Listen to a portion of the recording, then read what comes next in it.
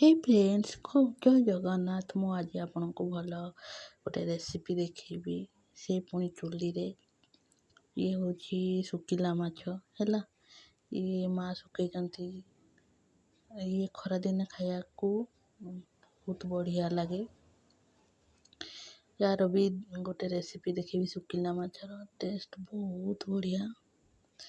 ये मु माछ मसला करी देखी आपन को केमती लगुच। आप वीडियो देखिए मत कमेंट करेंगे, किसी भूल थी मत कहे।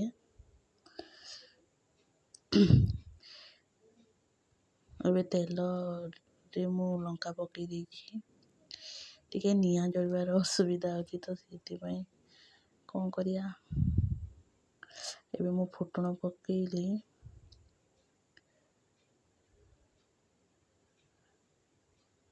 टिके लाल हो गला पर प्याज देदेवे। प्याज को लाल होगा पर्यंत भाजवा। प्याज लाल ही आसीगला।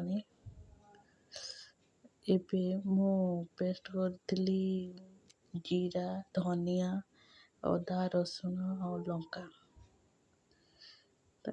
मसला को भाजीदवा लाल करी। टेस्ट अनुसार लुण पकईदवा, हल्दी तापर भाजवा पूरा लाल होगा पर्यंत। काश्मीर लंका पाउडर और चिल्ली पाउडर देवा।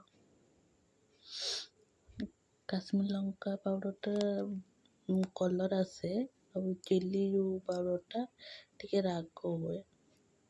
तो कलर मु आनवा को चाहूँगी तो चिल्ली पाउडर टे अधिका देली और माने जो सॉरी काश्मीर लंका पाउडर टे अधिका देली और चिल्ली पाउडर कम देली। आपण को इच्छा, आपण जदि अधिका राग खाइबे तो दे पारिबे लंका पाउडर बेसी। घरे किसी लोग अच्छा खाइबेनी लंका बेसी तो से मु कम देली। ताकू लाल होगा पर्यंत मसला को भाजवा।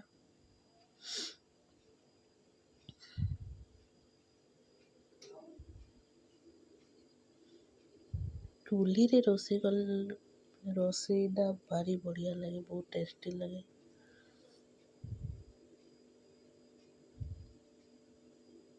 आपण माने भी चूल्ही रे रोसे करके खातु बढ़िया, देह भी ठीक रहिबो।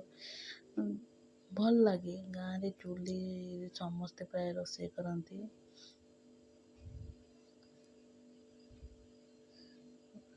बास्ना तो भल आसुची। देखा जाओ केमिति तार टेस्ट आसुची।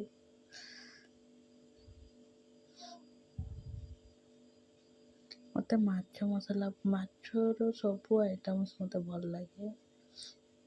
मु करिकी आपन को देखेबी नुआ नुआ आइटम।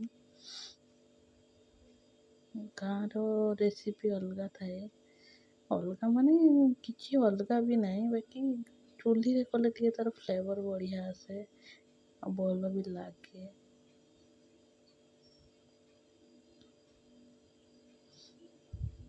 लाल ही आसिलानी।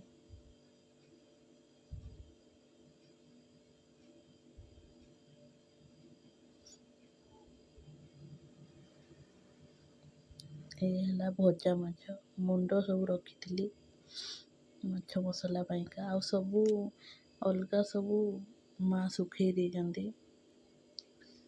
खाली मुंड सब रखी मते मसला रे बढ़िया लगे। मुंड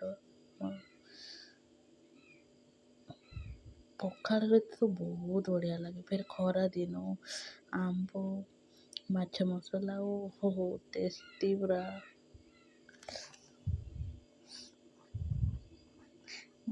फास्ट करी वीडियो करी जदि किसी भूल होती तो क्षमा करदेवे। सांग माने सपोर्ट करेंगे मो वीडियो को हेले मु आउरी नुआ नुआ आइटम आपको देखेबी।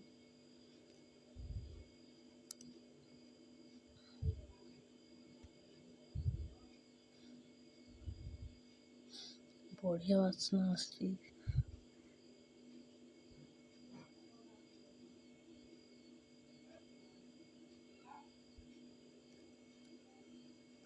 माछ ମାଛ ମସଲା ହେଇଗଲା, ଏତିକି ଭାଜିକି ହେଇଗଲାଣି। ଏବେ